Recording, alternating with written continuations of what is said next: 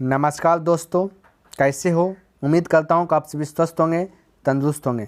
मैं भी स्वस्थ हूँ। भगवान की कृपा से आप सभी का हर एक मनोकामना पूर्ण हो। तो क्लास स्टार्ट करते हैं एक मोटिवेशनल कोट्स के साथ। तो कहते हैं कि हर कामयाबी पर तुम्हारा ही नाम होगा, तुम्हारे हर कदमों पर दुनिया का सलाम होगा। डटकर करना मुश्किलों का सामना यारो, कि डटकर करना मुश्किलों का सामना यारो। देखना एक दिन वक्त तेरा भी गुलाम होगा, वक्त तेरा भी गुलाम होगा। तो मेरे भाई, आप देखिए, सफलता चाहते हैं तो आपके राह में दुख तकलीफ सभी आएंगे। उन सभी का सामना जो है आपको हिम्मत से करना है मेरे भाई, आपको मंजिल मिलेगी। तो मेरे भाई, यहाँ पे जो हम चर्चा करेंगे मैथमेटिक्स यानी गणित में 2013 का जो क्वेश्चन बैंक है, फर्स्ट सीटिंग जो पूछा गया है उस पर चर्चा करेंगे प्रथम पाली में। ठीक है, प्रथम पाली फर्स्ट सीटिंग के बाद चर्चा करेंगे मेरे भाई सेकेंड सीटिंग। ठीक है, किस पर चर्चा करेंगे, सेकेंड सीटिंग। और एक होता है मेरे भाई, देखिए मेरे पास ये वाला बुक है, देखिए थोड़ा सा यहाँ पे देखिए हमने क्या क्या खींच के रखा हूँ, ये देख लीजिए। ये बुक मेरे पास एक क्वेश्चन बैंक है जो कि पुराना है। ठीक है मेरे भाई, अभी जो न्यू निकला है, इनमें से जो कि सेकेंड सीटिंग नहीं दिया रहता है। ठीक है, और हमने पिछले क्लास में यदि आप शुरू से देखते हुए आ रहे हैं, 2011 का देख लिए, 2012 का देख लिए, तो वहाँ पे हम आपको बताए होंगे कि थर्ड सीटिंग। तो मेरे पास थर्ड सीटिंग का मतलब, यहाँ पे मेरा कहने का मतलब है कि जैसे कि मान लेते कि अभी आप 2023 में कोई स्टूडेंट, 2024 में कोई स्टूडेंट जैसे एग्ज़ाम दिया और एक विषय में जो कि क्रैक हो गया, एक विषय में थोड़ा सा वो जो है कि नंबर कम आया, फेल हो गया एक विषय में। ठीक है, जो विषय में फेल होता है उस विषय का फिर एक महीने के बाद जो कि मेरे भाई एग्ज़ाम लिया जाता है। क्या लिया जाता है, एग्ज़ाम लिया जाता है। तो उसको मैं आपको यहाँ पे थर्ड सीटिंग बोल रहा हूँ। ठीक है, तो ये ध्यान में रखना है, थर्ड सीटिंग जब भी बोलें तो आपको समझ लेना है क्या मेरे भाई, कि जो है ना, दो फर्स्ट सीटिंग सेकेंड सीटिंग हो गया, और अब जो विषय एक बच्चा एक विषय में जो फेल हो गया जो स्टूडेंट, उसका जो एग्ज़ाम है उसका, तो वो भी मेरे पास कुछ ईयर्स का है, तो वो भी मैं आपको करा दूंगा। ठीक है, तो यहाँ पे डाउट आपका सब क्लियर हो जाना चाहिए मेरे भाई। ठीक है, तो ध्यान में रखना। तो यहाँ पे फर्स्ट सीटिंग पर चर्चा करेंगे, वो भी इजी वे में। देखिए ये है आपका प्रश्न। ठीक है, तो यहाँ पे कहता है कि अर्धगोले के संपूर्ण सतह का क्षेत्रफल, संपूर्ण का मतलब होता है मेरे भाई कुल, पूर्ण रूप से स्वस्थ है, कोई चीज़ का उसमें तकलीफ नहीं है, उसका क्षेत्रफल पूछा गया। ठीक है मेरे भाई, तो उसका क्षेत्रफल क्या होता है बताइए, फटाक से आप खुद बताइए, इसका राइट आंसर क्या होता है मेरे भाई, फटाफट बोलिए मेरे भाई, क्या होगा। हाँ, 3πr² होता है। क्या होता है, 3πr²। अर्धगोला का संपूर्ण क्षेत्रफल होगा 3πr²। अर्ध मतलब आधा, पूर्ण मतलब ये सिर्फ गोला पूछता तो 6πr² हो जाता है। ठीक है, तो आधा पूछा तो इसको 2 से डिवाइड कर दिया तो 3 आया, ये बात भी ध्यान में रखना। ठीक, चलिए दूसरा का नंबर देखिए, यहाँ पे हमने लिखा, ये देखिए इस प्रकार से आपका जो कि किताब में क्वेश्चन बैंक में इस प्रकार से दिया गया डाटा, सब चीज़ इस प्रकार से हमने यहाँ पे लिख लिया। ठीक है मेरे भाई, कैसा ही है।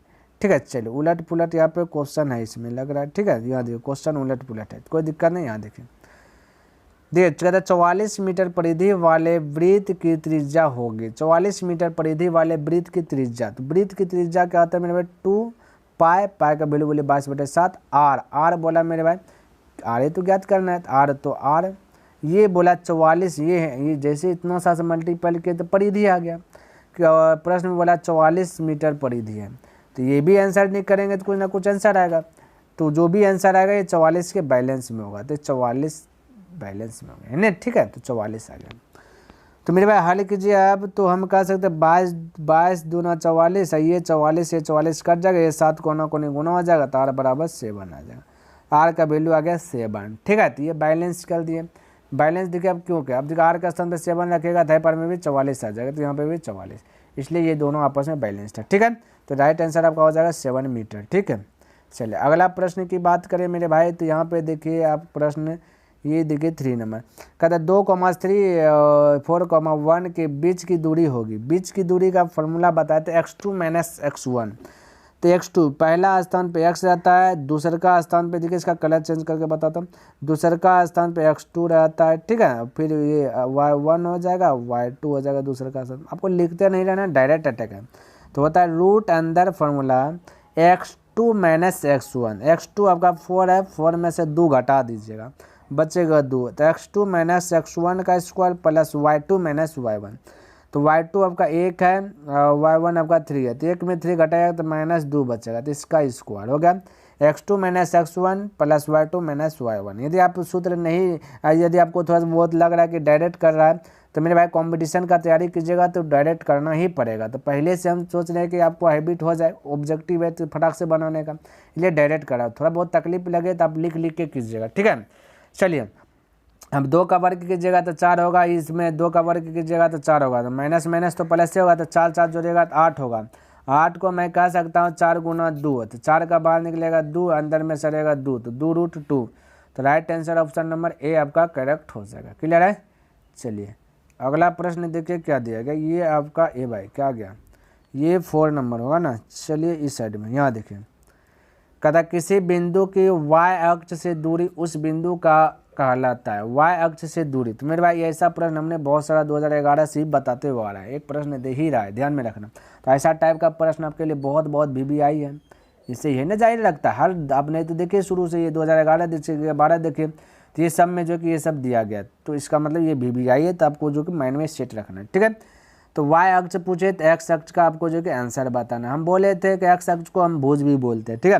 तो क्वेश्चन ऑप्शन के अनुसार से मारेंगे, तो यहाँ पे देखिए x निर्देशांक, x अक्ष या x निर्देशांक दोनों एक ही है, ठीक है। तो ऑप्शन नंबर आपका बी करेक्ट हो जाएगा। क्या जाएगा मेरे भाई, ऑप्शन नंबर बी करेक्ट हो जाएगा। बोलिए यहाँ पे किसी को डाउट है, कोई कन्फ्यूजन, कोई भी डाउट नहीं होना चाहिए। तो ये एक्स को क्या बोलते हैं, निर्देशांक, माइंड में सेट कर लीजिए, ठीक है। चलिए यहाँ पे देखिए 5 नंबर, कहता है 2 समरूप त्रिभुजों की भुजाएं 4:9 के अनुपात में है तो क्षेत्रफल क्या होगा। यानी कि भुजा दिया है, क्षेत्रफल पूछा। तो हमने बोला था मेरे भाई जब भी भुजा दे क्षेत्रफल पूछे, क्षेत्रफल हमेशा स्क्वायर में रहता है, तो इसको भी स्क्वायर कर दीजिए ना। तो 4 का स्क्वायर 16 आ जाएगा, 9 का स्क्वायर 81 हो गया, राइट आंसर हो गया 16:81। त्रिज्या पूछता, त्रिज्या स्क्वायर में नहीं रहता तो उसका वर्गमूल निकाल लेते हैं, ये तो हमने बताया। और ऐसा टाइप का भी प्रश्न बहुत VBI है, आना फिक्स है, फिक्स है कभी करेगा, ये नहीं कि आपको यही वाला आएगा सेम टू सेम, लेकिन आएगा ही आएगा। तो इस सब कैटेगरी के प्रश्न को माइंड में सेट कीजिए, ठीक है, तभी जो आप अव्वल कर सकते हैं मेरे भाई।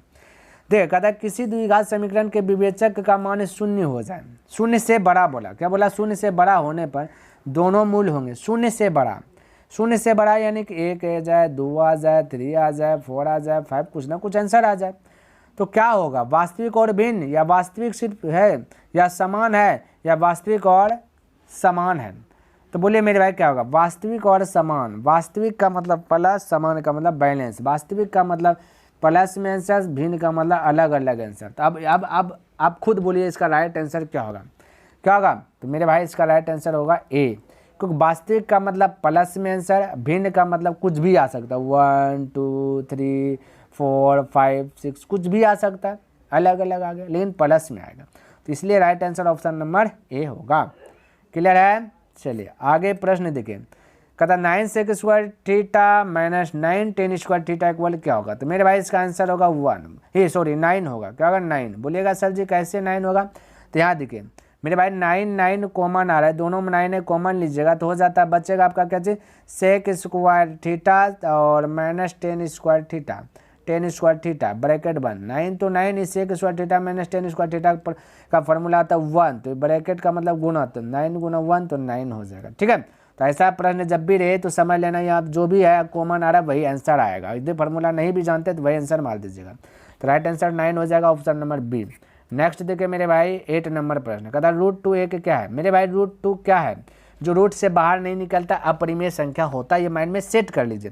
तो राइट आंसर अपरिमेय संख्या होगा। और अपरिमेय परिमेय वाला एक प्रश्न आपसे पूछेगा, ये फिक्स कर लीजिए, इस पर जितना जोर लगाना लगा दीजिए मेरे भाई, सीखने में परिमेय अपरिमेय कैसे होता है, ठीक है, वो पूछेगा ही पूछेगा। और परिमेय अपरिमेय हमने अभी तो बताया, जो रूट के अंदर में ही रहता है वो अपरिमेय, जो रूट से बाहर निकल गया परिमेय, ठीक है, ध्यान में रखना।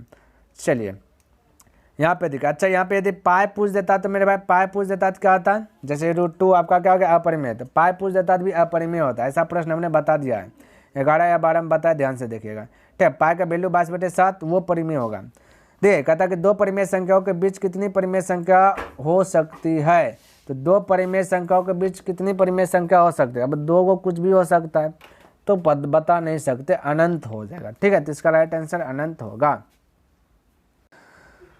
देखिए यहाँ पे 10 नंबर प्रश्न, कहता कौन रैखिक बहुपद व्यंजक है, यानी कि यहाँ पे खोजना रैखिक, रैखिक का मतलब एक रेखा, एक रेखा का मतलब जिसका पावर एक हो वही रैखिक बहुपद कहलाएगा। ठीक है, तो यहाँ पे मेरे भाई 2x-5, तो यहाँ पे देखिए ये रेखा तो इसी में एक है, पावर देखिए 2x, ये 2x पर पावर खोजना तो एक है, तो ये ना हो जाएगा। तो यहाँ बाकी बात देखिए यहाँ 2 पावर, यहाँ भी 2 पावर, यहाँ 3 पावर, तो बस आपका तो एक पावर किस पर है, तो बोले ए नंबर में, तो राइट आंसर ए बोल दीजिए, ऑप्शन नंबर ए। बोलिए किसी को डाउट है यहाँ तक, कोई कंफ्यूज नहीं होना चाहिए और कोई डाउट भी नहीं होना चाहिए। ठीक है, अब देखिए मेरे भाई, अब आपका जब क्वेश्चन 2013 में है ना, तो 2013 में 10 गो ऑब्जेक्टिव देता था ऑप्शन वाला, 10 गो देता था बिना ऑप्शन वाला, तो ये बस वही अब बिना ऑप्शन वाला, इसको भी हल कर रहा हूँ ताकि आपका जो एग्जाम होने वाला है उसमें आपका ऑप्शन वाला दे दे, इसको बना करके। ठीक है, तो देखिए कहता दिए गए आंकड़े 105 का माध्य निकालने तो हमने बताया था, माध्य क्या आता है ना, माध्य क्या आता है 1, सबको जोड़ लीजिए +5 बटे 4 को संख्या भाग दे दीजिए, 1 2 3 3 से भाग दे दीजिए, 5 1 हो जाएगा 6, 6 को 3 से भाग दे दीजिए, ये 3 से हो जाएगा 2, फटाक से बोल दीजिए 2। ठीक है, तो ये तो आप कर सकते हैं, तो माध्य मैंने कुल संख्याओं के योग बटे कुल संख्या। ठीक है, ये फॉर्मूला है। आगे देखिए 12 नंबर, कहता है एक निश्चित या फिर निर्धारित, ठीक है, घटना की प्रायिकता कितनी होती है, तो निश्चित घटना की प्रायिकता 1 होता है मेरे भाई, अनिश्चित घटना की प्रायिकता 0 होता है, ये माइंड में आप सेट कर लीजिए। निश्चित का मतलब 1 होगा, अनिश्चित का मतलब 0 होगा, असंभव का मतलब भी 0 होगा, संभव का 1 होगा। ठीक है, किसी भी प्रकार से पूछ सकता बना करके, तो ये सब थोड़ा सा माइंड में आपको क्या करना है, सेट कर लेना है। ठीक है, चलिए, तो ये कहता है sec square theta sec square a-1 बराबर क्या आता है, ऐसा भी प्रश्न, ये वाला प्रश्न बहुत BBI है, ये माइंड में आप सेट कर लीजिए मेरे भाई। ठीक है, क्योंकि ऐसा प्रश्न आपको देखिए 2011-12 ये सब देखिए, ये सब टाइप का पूछ दिया गया। ठीक है, तो इसका फॉर्मूला क्या आता है, 10 स्क्वायर ए है तो 10 स्क्वायर ए, तो आपका राइट आंसर 10 स्क्वायर है, तो आपको लिख देना क्या चाहिए 10 स्क्वायर ए, तो ध्यान में रखना। ठीक है, चलिए आगे बढ़ो। आइए ये देखिए 14 नंबर प्रश्न क्या देगा, कहता साइन 30 डिग्री का मान बताइए, तो साइन 30 डिग्री का मान बताइए, तो आपको पता होना चाहिए 1/2 होता है, साइन 30 डिग्री वैल्यू क्या आता है 1/2, तो 1/2 लिख लिया, हाफ, तो जो भी हाफ है जिसका आधा दिमाग है उसको साइन 30 कह सकते हैं मेरे भाई। चलिए यहाँ पे देखिए 15 नंबर, कहता किसी भी वृत्त पर कितनी स्पर्श रेखाएं खींची जा सकती है, कोई वृत्त है कहता उस पर कितना स्पर्श रेखा खींच सकते हैं, देखिए यहाँ पे वृत्त है और स्पर्श रेखा का वो खिंचाता है, ये कहता है कि कितनी स्पर्श रेखाएं खींची जा सकती है, स्पर्श रेखा बोला खींचने के लिए। ठीक है, तो बोलिए कितना खींच सकता है, आप खुद बोलिए। यहाँ देखिए ये देखिए 1 स्पर्श रेखा, 2 स्पर्श रेखा, 3 स्पर्श रेखा, 4 हो गया, 5 हो गया, 6 हो गया, 7, यानी कि बहुत सारा खींच सकते हैं, हमें पता नहीं है। एक वृत्त पर स्पर्श रेखा बहुत खींच सकते हैं मेरे भाई, अनंत हो जाएगा, इसका राइट आंसर क्या होगा, अनंत हो जाएगा। क्या होगा, अनंत बोलिए या अनेक बोलिए या अनगिनत बोलिए, सब एक ही है। ठीक है, चलिए आगे देखिए मेरे भाई 16 नंबर प्रश्न, कहता है विरोधी को बोलते हैं असंगत, हम शुरू से बताते आ रहे हैं, ऐसा प्रश्न BBI है, ये नोट कर लीजिए, आइबे करेगा, जितना भी बता रहे हैं सब कैटेगरी का प्रश्न BBI मेरे भाई, इसी कैटेगरी का प्रश्न को आप फोकस कीजिए, आप जो है अव्वल कर जाइएगा।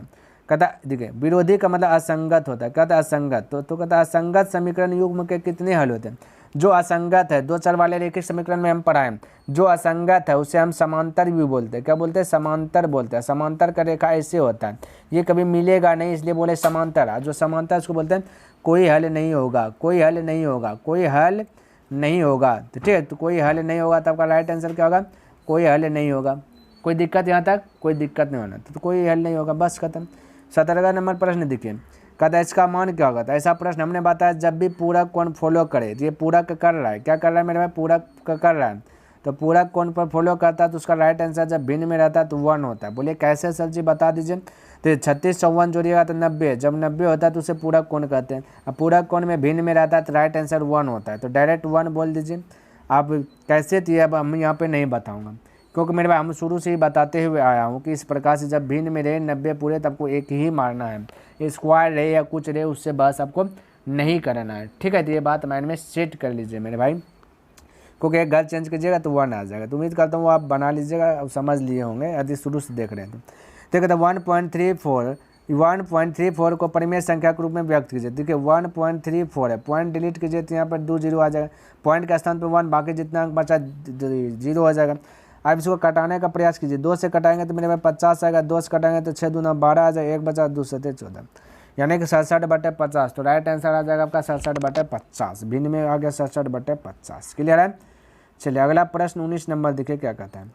कहता है मेरे भाई कि क्या सभी वास्तविक संख्या एक परिमेय संख्या है। कहता है जितना भी वास्तविक संख्या है इसका सब परिमेय संख्या होगा। तो आंसर होगा नहीं मेरे भाई, जो भी वास्तविक संख्या वो परिमेय संख्या नहीं होगा, क्योंकि को वास्तविक संख्या √3 भी है। ठीक है, √3 मतलब प्लस में आंसर आया तो वास्तविक संख्या होगा, लेकिन √3 परिमेय संख्या नहीं है, अपरिमेय है। ठीक है, तो वास्तविक संख्या उसे कहेंगे जिसमें परिमेय और अपरिमेय शामिल होता है, और परिमेय संख्या उसे कहेंगे जिसमें परिमेय संख्या हो, यानी P/Q ही रहे, अपरिमेय वाला नहीं हो।